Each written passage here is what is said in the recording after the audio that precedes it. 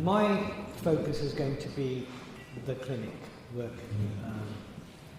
psychotherapy work in the clinic. And I've put up the quote from Keats, where he actually uses that phrase, soul-making.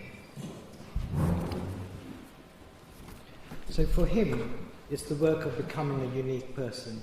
It's a process of identity formation. The soul, in this sense, is produced by a work that brings together intelligence, the heart, and life experience. And as we work through the trials and tribulations that life throws up for each of us, our souls grow. As with Goethe and Wittgenstein, Keats' use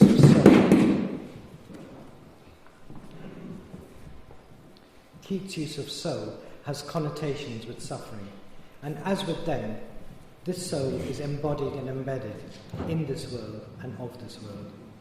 So soul-making, then, is not so far from the work of psychotherapy, a process by which one is helped become more fully a person, a richly textured person. But also note the way that intelligence is alluded to in this passage, and the fact that Keats specifically distinguishes it from soul. For me, this version of intelligence, disembodied intelligence, has connotations with the dispassionate objective observer, whose perspective is abstract and generalizable, whose truths are universal, who has the capacity to take up the view from nowhere, as Thomas Nagel has called it. Contrast this with the situated contingent soul that grows and gains knowledge through suffering. Already you will have noticed the presence of McGilchrist's themes in the way that Keats speaks. So having touched on Keats, I will describe the problem that I want to look at in this paper. So I'm going to describe the problem, then I'm going to draw some of McGilchrist's thinking, and I'm going to use that to reflect on the problem in the last part of the paper. So that's broadly the structure. So the problem. When I'm conducting psychotherapy groups or seeing individuals, I have the tendency to name processes as I notice them emerging. Some of my clients find this habit irritating, and they say so. It is a habit that I myself don't like. I notice I find it particularly irritating when I hear other group members emulating my speech patterns. And I recognise that they're saying the sorts of things I might well say in the moment. But why not do it? After all, as a psychotherapist and group analyst, surely this is what my job is supposed to be. Make the sorts of comments that go under the names of analysis and interpretation, to draw attention to dynamics as they're arising and so on. So given that this is what my job is supposed to be, why does it jar? When our patients don't like what we say, we are often inclined to interpret their negative reactions as some form of resistance. We might think that they're unwilling to face up to the painful reality we're confronting them with, or that they're envious of the therapist's capacity to think, and so on. Now, although these possibilities are bound to be the case on many occasions, this is not my focus today.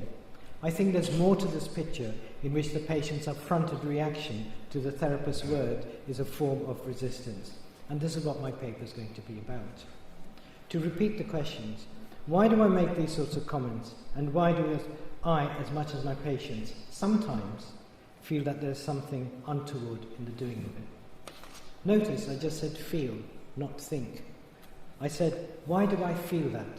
And I said this because on first look, I cannot explain these feelings in words. Are thoughts, words and feelings different things? Is it possible to have feelings and thoughts without words? Until fairly recently, based on my social constructionist, postmodernist understanding of things, I would have answered no. For example, the sociologist Norbert Elias reminds us that language does not simply reflect reality, it actually informs the kind of reality one comes to see and experience. In the same vein, the post-structuralist Haaland says, the individual absorbs language before he can think for himself. Indeed, the absorption of language is the very condition of being able to think for himself. Words and meanings have been deposited in the individual's brain below the level of conscious ownership and mastery. They lie within him like an undigested piece of society. The group analyst S.H. Fuchs makes language key to the work of psychotherapy. He says, "The therapeutic process is the progressive movement of communication from the primary symbolic level of expression into a conscious articulate language. This work of communication is the operational basis of all therapy." Fuchs likens this process to that of dream analysis, of moving from the manifest to the latent levels, and he calls this process translation. Group analytic theory recognizes this translation as part of the process of communication. For Fuchs, verbal communication is the highest form of communication, verbal language. When we select verbal language rather than action as our chosen instrument of therapy in the group, we are choosing the most perfect instrument of communication. Bruno Bettelheim suggests something similar when saying, "What cannot be talked about cannot be put to rest." In sum, for Fuchs, psychotherapy is a translation of symptomatic primordial experience into verbal language. On the basis of these sorts of views, I had previously been of the opinion that as social structure, language, thought and experience are so intimately connected, it is not possible to have experiences without language. I had taken it to be the case that before experience can be experienced, it needs to be put into language. And that is why Fuchs thinks that language is the most perfect instrument of communication. But now I come to think differently. I now think that in the process of translating so-called primary phenomena into verbal language, although important in itself, something else, also important, gets lost in the translation. So that's the problem. Now I will next draw very heavily from the third chapter of McGilchrist's book. So as we've heard this morning, the hemispheres are best thought of as representing two dispositions, two entirely different ways of approaching the world, even whilst both are fully necessary to that engagement.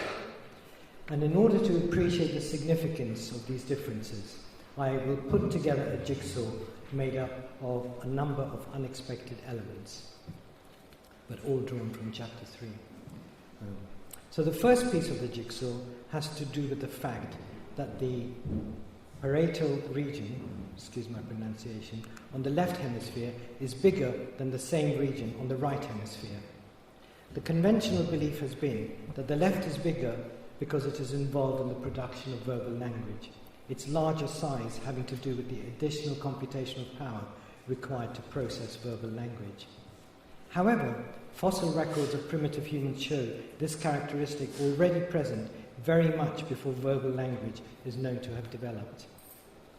The next piece of the jigsaw has to do with the vocal apparatus. The capacity for human speech requires a highly maneuverable tongue. The nerve responsible for the maneuverability of the tongue has to pass through a canal in the base of the skull. The more dexterous the tongue, the thicker the nerve, the wider the canal. So the width of the canal gives us a clue as to the size of the nerve.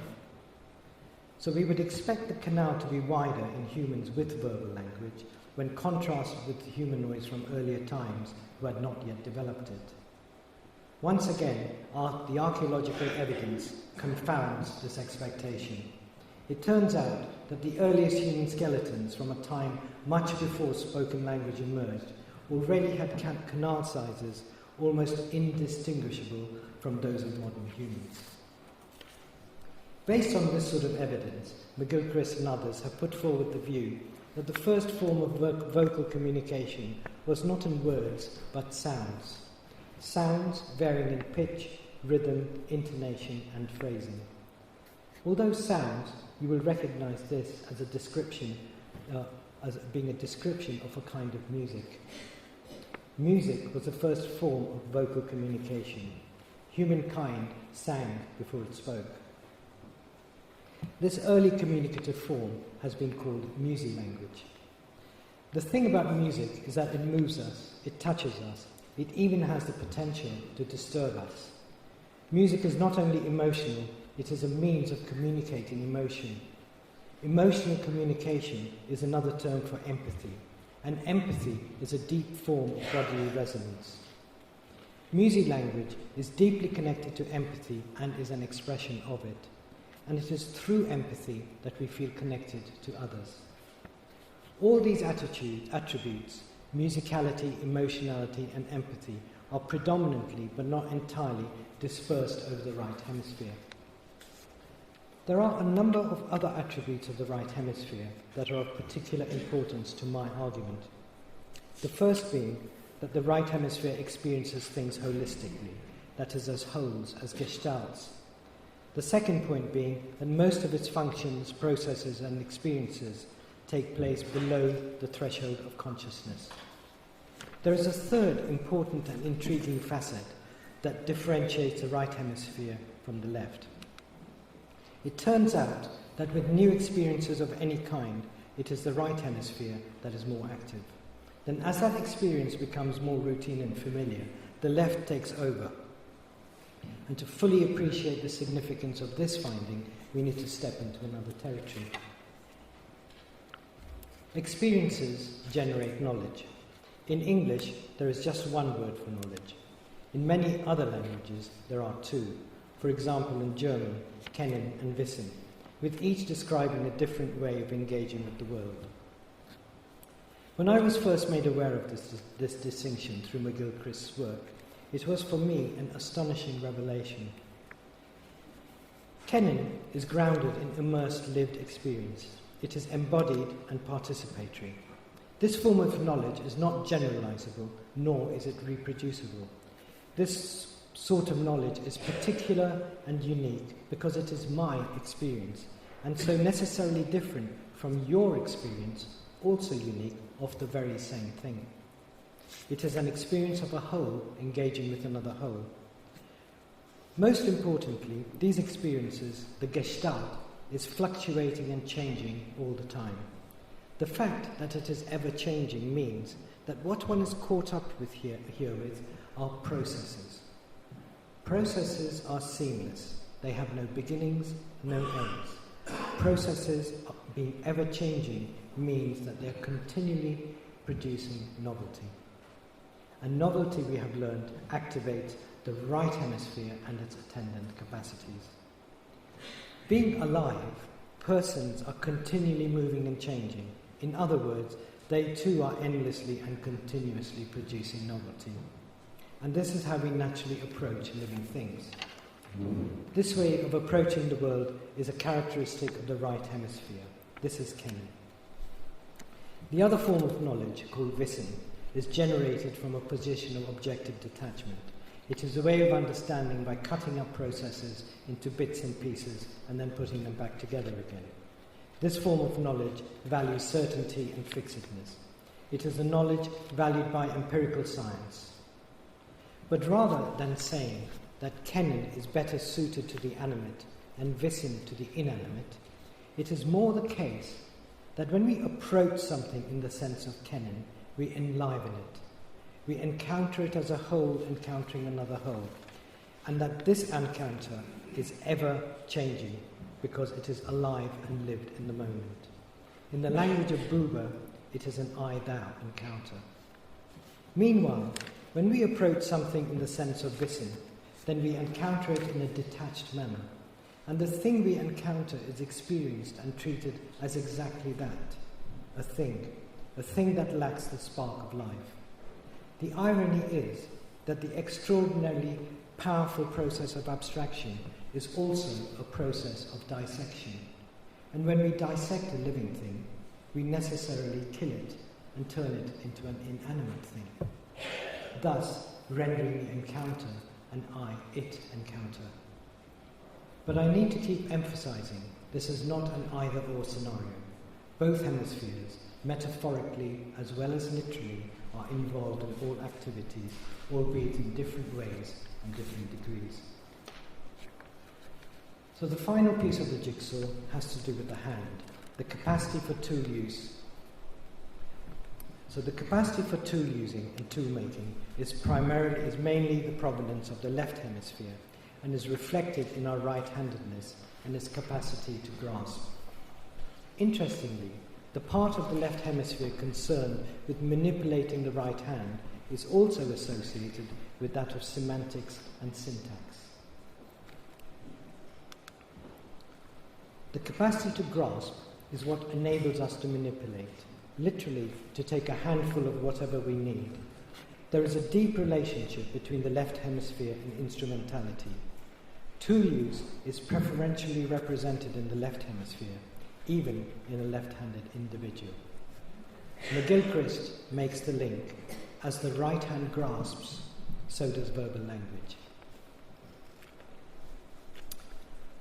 I need to stress that I'm using the term hemisphere as a metaphor, as a shorthand means of representing an attitude and a disposition that does not sit exactly and neatly within that hemisphere. One way of capturing the distinction between the two is the distinction between knowing and knowledge. The right hemisphere simply knows, whilst the left hemisphere collects knowledge. The right hemisphere encounters a universe of endless infinite processes because its engagement is participatory. The knowledge it derives is of the Kennan, holistic kind. It feels, and it feels not just for, but deeply with. The possibility of empathy is born of this deep form of experiential connectivity. Its inclination is open and explorative. It is a way of being with. It is a way of being with and in the universe in which everything is mysteriously alive. This way of being is akin to reverie. Another word for this kind of deep experience of oneness is love, a word that psychotherapists are generally very nervous around, unless it is sanitized and made safe by the prefix transference. Love is dangerous, transference love is manageable. Anyhow, I think it is for these sorts of reasons that I am able to watch for hours on end an open fire or a flowing river. I become so absorbed precisely because an open fire is an ever-changing process, continuously producing endless novelty from moment to moment. Something similar is taking place when parents get absorbed watching their baby. Bion called it maternal reverie. I think of maternal reverie as the mother being mesmerized by the mystery of her ever-changing infant and her astonishment at the enormity of her love for it. The left hemisphere, meanwhile, encounters a universe of things.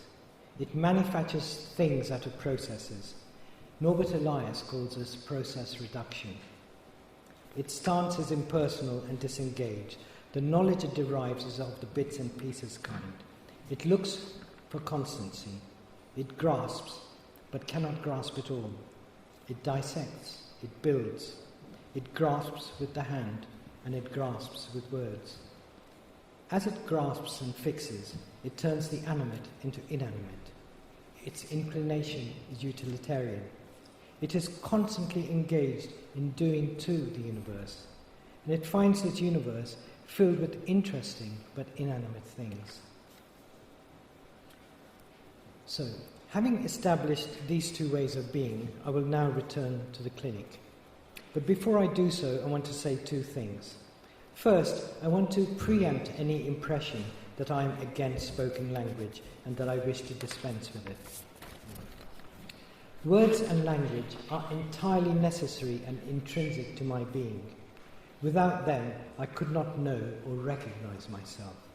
Moreover, I am enamored of language. I love to read, think, and write. Notice I said love. Is this a problem? Is one allowed to speak of love in a so-called scientific paper? Or to put it another way, which hemisphere is decreeing that the emotions ought to be written out of so-called scientific discourse? And why? The second thing I want to flag up is this, that there's a danger that we will romanticize and idealize the right hemisphere as having a privileged access to the truth. The right hemisphere's way of apprehending things is familiar to us in the experience of intuition. Knowing something, being convinced of it, apparently without evidence.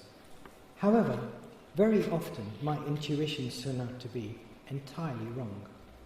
But it is also the case that very often I also get things very wrong when I work things out systematically and logically. Neither of these dispositions is sufficient unto itself.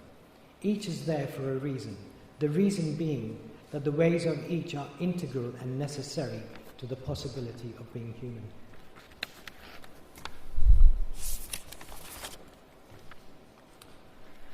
So the clinic. The psychoanalytic conventions of the stance required of the analyst are as follows. The analyst learns to be physically still, to say little, and when they do speak, they are trained to speak in a calm and clear voice. Analysts are trained not to reveal their feeling state, nor their opinions. In these ways, the analyst is opaque. The analyst does their utmost to be non-expressive. The analyst is required to be neutral, and the only way to be neutral is to be detached. I think all this is equally true of humanistic psychotherapists. They too do their utmost to stay neutral in order to unconditionally accept what emerges from the client. But in order to do this, of necessity, they too have to take up a removed stance, not only from the client, but also their own ethical selves. Detachment accords well with the values of the natural scientist. And beginning with Freud, psychoanalysis in general and psychoanalysis in particular and psychotherapy in general, the professions have tended to view themselves as scientific. Now, the reason the natural scientist tries to be detached from the object of their study and keep their emotions out of the picture is because they think their subjective experience will distort the objectivity of the vision. In the study of inanimate things, this does make sense to some degree, but even here it is never entirely true. For one thing, objective scientists are passionately interested in the objects of their study. They get excited. But the point I want to make is different, and it is this. When it comes to living things, emotions and emotionality do not distort the picture. They are essential and integral to the picture. It is their deletion that distorts the picture. Here is the thing. Although therapists work with the emotions, their way of working with them is deliberately unemotional. When these strands are put together, it becomes clear that the values subscribed to by the analyst specifically and the therapist more generally accord with those of the left hemisphere. This is also true of Fuchs, who says verbal language is the most perfect instrument of communication. But there is also another Fuchs, a radical Fuchs, whose allegiance is to the right hemisphere, with holism, with process, against individualism, and so on. I'll come back to that, but for now I want to stay with the theme of verbal language. Recall, for Fuchs, therapy itself consists of the translation of primordial phenomena from the lower levels into the higher realms of speech. Once the symptom is put into words, it becomes available to be engaged with. And this is what makes the translation process therapeutic. But this is the paradox. When unarticulated experience is put into speech, it is often meaningful and enlightening. But it is also devitalizing, because in the same moment it kills something stone dead. The word stone is important. It tells us that when elements of a living process are captured and fixed, then the animate is rendered inanimate. And here is a trivial, everyday example of this movement. In a restaurant, my wife Angelica was eating potato soup, which had an elusive ingredient in it she didn't recognize. I tasted it too. It had subtle flavors we could not name. Its texture was delicate, with the slightest hint of a crunch. We were enamored of this exquisitely mysterious ingredient. It was something totally new. I savoured it, rolling it around my palate, trying to get hold of its enigmatic tastes and flavours. Suddenly, she said, "It's sweet corn." In that moment, my senses seemed to come together, and indeed, I immediately recognized the taste in my mouth as sweet corn. The naming of the ingredient was a moment of illumination. It powerfully made my experience available to me in a way that it was not a moment before. But in that same moment, whatever other mysterious tastes and flavours I had been savouring disappeared from my palate, lost forever, never to return. I think I was sensing and tasting more elements before the ingredient was named, at which time the experience was open-ended and continuously novel. As soon as it was named, it became familiar and turned into a different sort of experience. It became static, something was closed off. McGilchrist puts it like this: the losses in the picture are in the picture as a whole. Whatever lies in the realm of the implicit, whatever can't be brought into focus and fixed, ceases to exist as far as the speaking hemisphere is concerned. So, what we have learnt is that when we are absorbed in process, which means absorbed with continual, emergent novelty, then it is the right hemisphere that is most involved. When verbal language grasps this movement, it fixes it. In this moment, novelty is no more, as it has been represented in language, and it is known in the sense of listen. In this moment, metaphorically speaking, but also in some sense speaking literally, we find ourselves jolted from one kind of mind state into another, jolted from the right hemisphere to the left. In the colloquial, we are no longer in the flow. In order to name, I've had to step out of flow, out of being in process in order to comment on process. In doing this, I have moved from an alive, living experience into a perspective above or outside that experience. And so if I've not killed it, then at the very least, I've interrupted it. I come to think that it is this very transition from being in the flow to being an external observer to the flow that I and my clients sometimes find so jarring and irritating. Well, in one sense, none of the foregoing is new. At the very beginnings of our profession, Freud anticipated many of the findings of neuroscience, that humans are mostly unconscious and that our conscious rationales are largely rationalizations of unconscious processes. He also distinguished between primary and secondary process thinking, which readily maps onto the forms of reasoning of each of the hemispheres.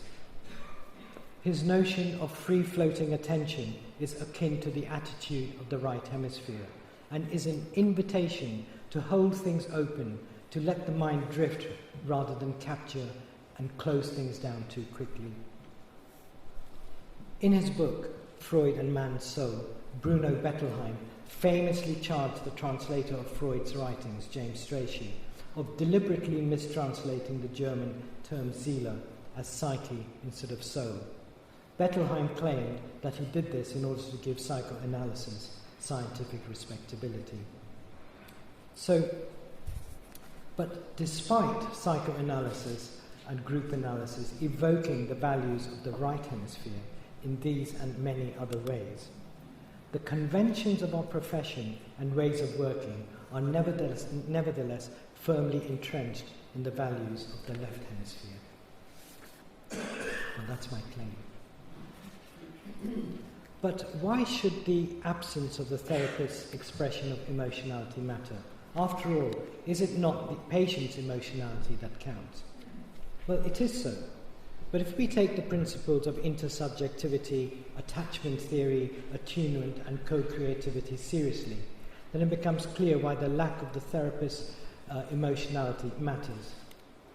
The impassive face of a therapist is disturbing. And it is disturbing precisely because it is not animated. That is, it is a face that is not responding, revealing, or relating in the subliminal back and forth that goes on between persons. Whether we like it or not, it is the case that the impassive gaze of the therapist renders the one who comes for help into things scrutinized by an impassive scientist. The non-relational, individualistic conception of things readily leads to a construal of the patient's disturbance as emanating from the patient's internal world, and not as a response to the therapist's impassivity. And being the patient's disturbance, it is readily pathologized. But there is a deeper, more meaningful reason why the impassivity of the therapist matters. And for this I will draw on something from the work of the moral philosopher Raymond Gaita.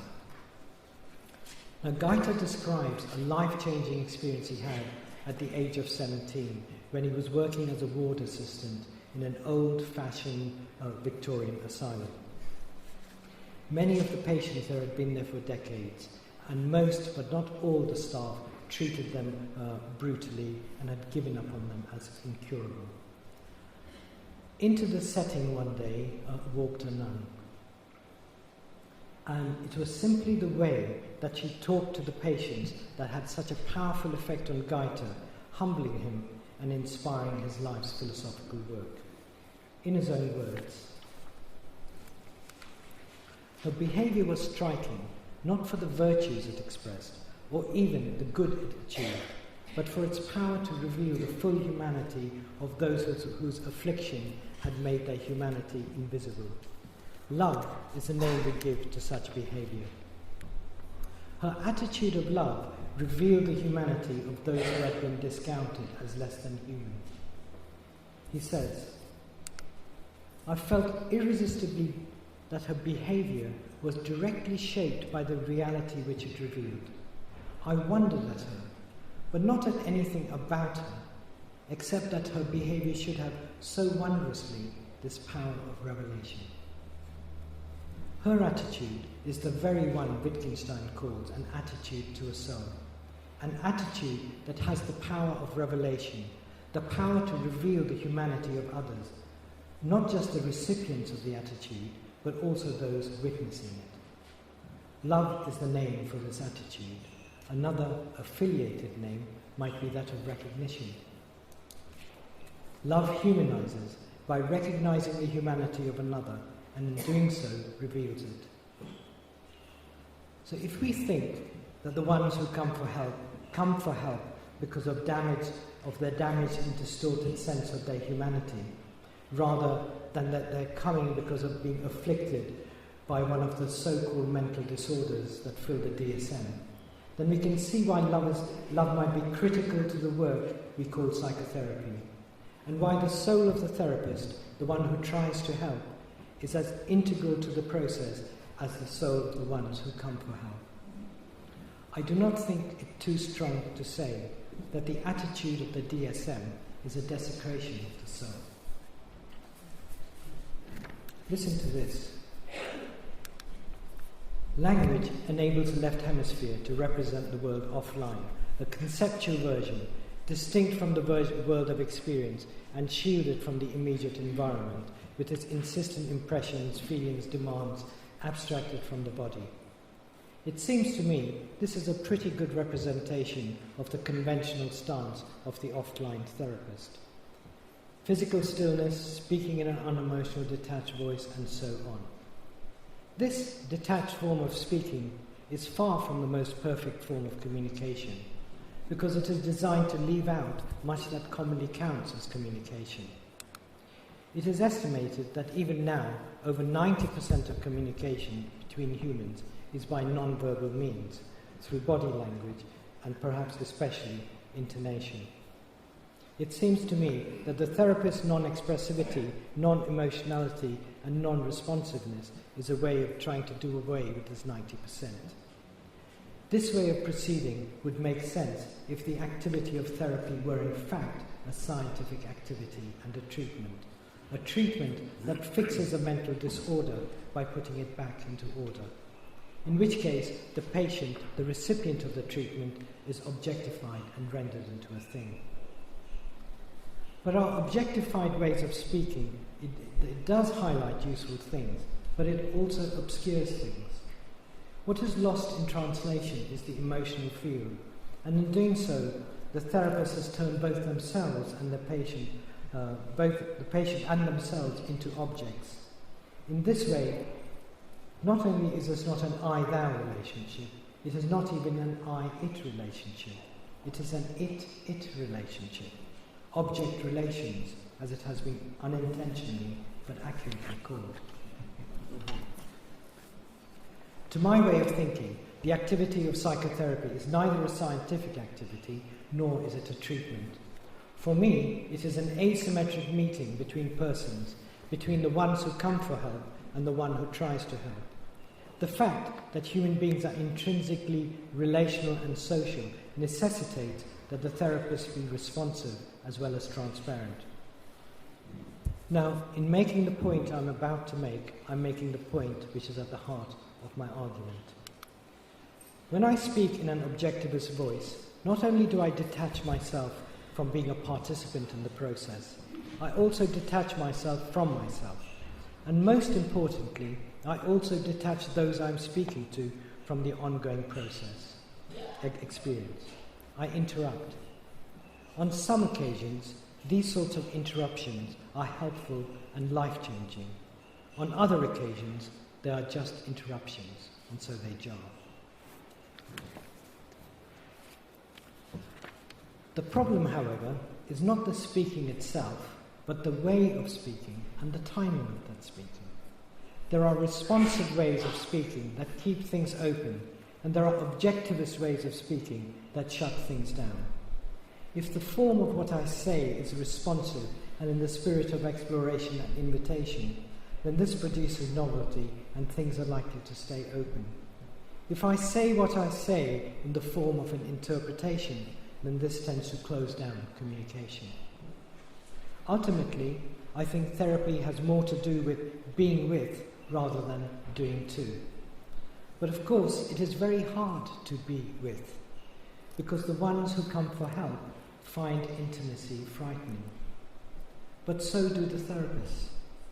And the therapist's way of avoiding this kind of intimacy is by taking flight from being with in doing to. The struggle towards intimacy, negotiating the obstacles that get in the way of being with, I would say, is in itself the therapy. Words are utterly necessary to this process, but they also get in the way of this process. This is the paradox. Now, paradox is not the same as a contradiction. In a contradiction, one of the two conflicting stances is wrong, or both are wrong. Contradictions have resolutions. But with a paradox, both elements are right, both elements are necessary, and so paradoxes cannot be resolved. A paradox is something that seemingly cannot be true, and yet is true. Paradox is mystery, and all we can do is find a way to live with it. And metaphor helps in this task. I'll say now something about my way of working. Whilst doing the work we call psychotherapy, I find that increasingly I'm more inclined to speak out my responses in the form of metaphors rather than the interpretive language of causal links, facts and hypotheses. Over the years, some colleagues and supervisors have disapproved of this tendency of mine. They think because it is my metaphor, born of my associations, I'm introducing elements from my unconscious and so contaminating the clinical field.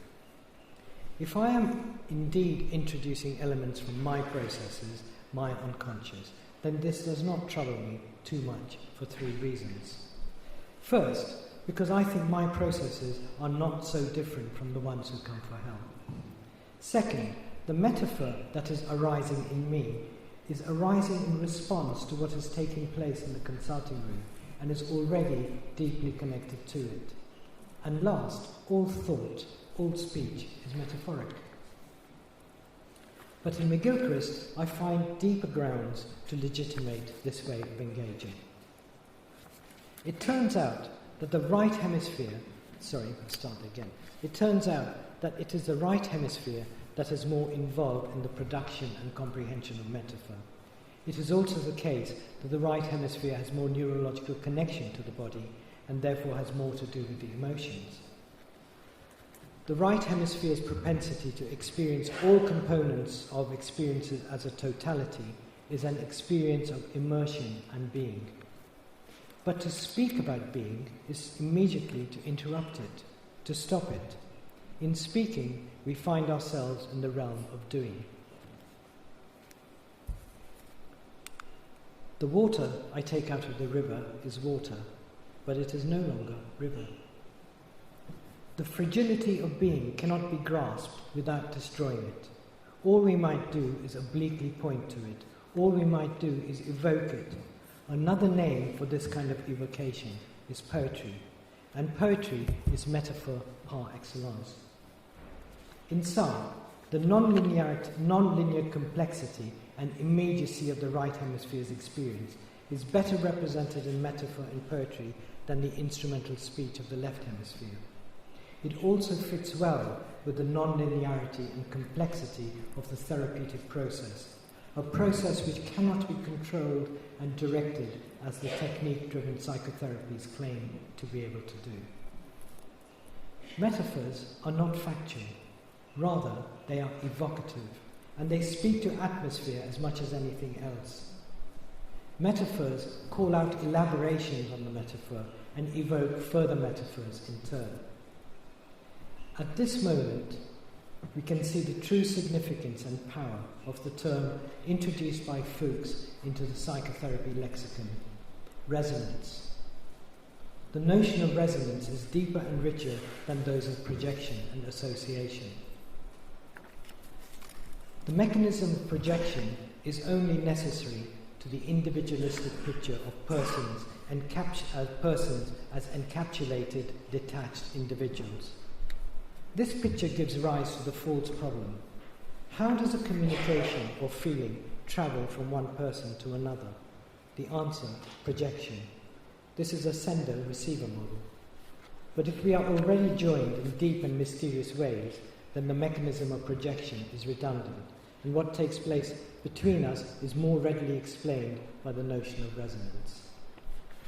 Associations, meanwhile, are to a large degree linguistic and cerebral, whilst resonance requires bodies. The plural bodies is significant. Resonance can only occur between bodies. Resonance is a form of communication. Metaphor is a deep form of resonance, drawing in the cerebral and emotional at the same time. But keep in mind that even these notions, projection, resonance, and so forth, are also just metaphors, not actual psychic mechanisms. So let me come back to Fuchs's view that verbal communication is the most perfect form of communication. He rightly thinks that because the inarticulate symptom is locked into the individual, this in turn locks the individual out of the possibility of participating in community. He says, the language of the symptom, although already a form of communication, is autistic. It mumbles to itself secretly, hoping to be overheard. Its equivalent meaning conveyed in words is social. So once the symptom is put into words, the individual is freed from the thrall of the symptom. Once the symptom has been understood by those present, then that shared understanding is by definition become objective. After all, that is what the notion of objectivity means. It is an agreement between persons that something is the case. This act of objectification puts that which has been objectified out there, distanced from the self. And in the right moment, this can be a profoundly liberating experience of being liberated from the thrall of the symptom. This is why I do not denigrate the naming of things. At the right time and in the right way, it is life-changing. But the distinction between doing and being is, although meaningful, is also in a sense a false dichotomy. These terms too are abstractions generated out of ongoing seamless processes by the device of process reduction. Being and doing are tendencies, attitudes or dispositions, and not states that can be differentiated one from the other. For example, just last week, my experience of sitting with a client and the descriptions he was producing evoked in me an image of life in a repressive fascistic regime. In this regime, the ruling powers think that the people are lazy and dangerous. They think the people need to be tightly controlled and disciplined harshly in order to ensure that they do their work, else chaos will follow. As we talked, the metaphor deepened. The people were so oppressed that the idea of protesting and challenging the ruling ethos never even occurred to them. They felt neither anger nor sorrow. They were utterly defeated and compliant to the ruling ethos. The compliant and crushed people stood for the state of his feeling world and his inner world generally, which is utterly flattened and devoid of emotion. The scenario also reflected the situation in his childhood when he could never do enough to satisfy his tyrannical and critical father. The following week, the client said that the metaphor had stayed with him. He found himself using it to notice and understand his lack of response in the day-to-day. He noticed, for example, he felt nothing in situations in which he might have felt angry or upset. And when he did get a fleeting glimpse of this sort of feeling, he noticed that he felt guilty and shut it down quickly. In this way, he was beginning to get glimpses of what was driving his day-to-day experiences of anxiety and agitation. So this metaphor arose somehow out of a certain atmosphere between us. The metaphor arose as a way of naming something that could not directly be named. And that which was named was useful. It could be put to use. You could say that the work here was of a kind of soul mending, of helping mend the soul's damaged capacity to feel. Now, in this description, I have told you something of what happened, but not everything, because I cannot. Whilst I cannot adequately describe in words the atmosphere between us that gave rise to the metaphors, I might nevertheless be able to evoke in you an impression of that atmosphere through yet another metaphor. I might say, sitting with him felt like this, or it was as though we were in such and such a place, and so on. Also important will be my way of being with you, my body, the way I speak to you, the tone and rhythm of my words. In these ways, I might be able to bring alive in you something that is alive in me. In this way, you come to experience something of my experience, but not exactly. This is not transference. This is not projection, nor is it projective identification. Rather, something is being evoked through a deep form of resonant empathy. In other words, by a form of music language. In saying this, I'm reminded of Wittgenstein's thought that some things cannot be said, they can only be shown.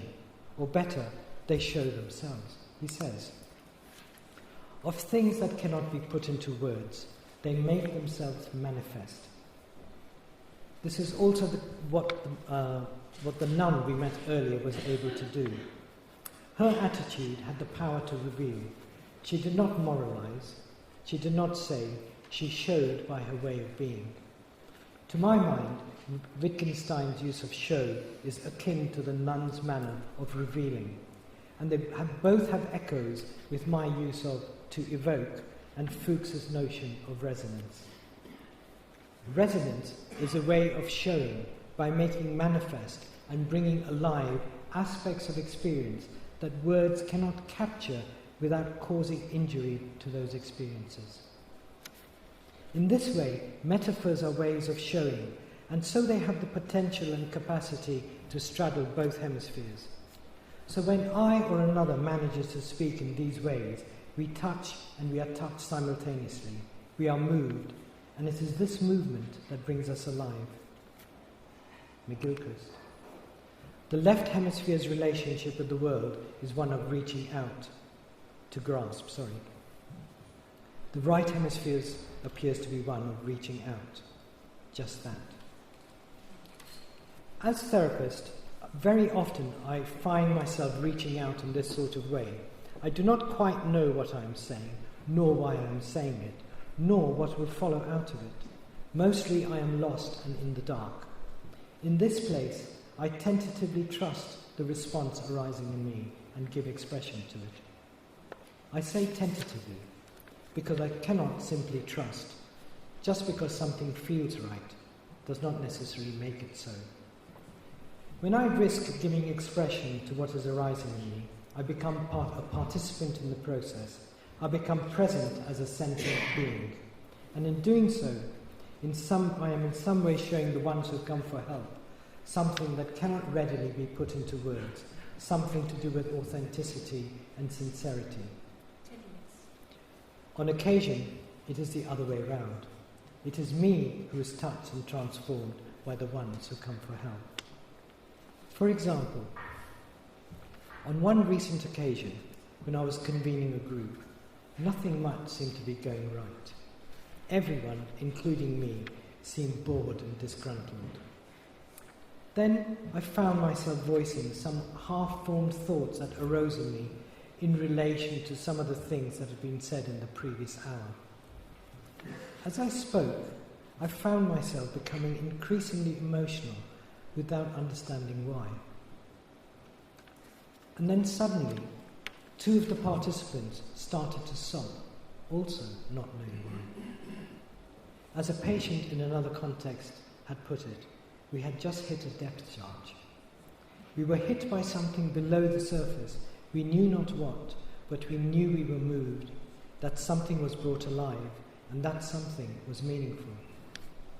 On these sorts of occasions, if I manage to contain myself and not rush in to name what has just transpired, then we remain in a state resonant with Keats's description of negative capability. That is, when man is capable of being in uncertainties, mysteries, doubts.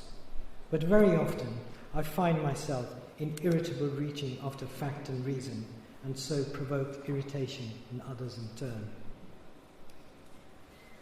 So, to conclude, my intention has not been to devalue the aspect of the therapeutic process that has to do with doing.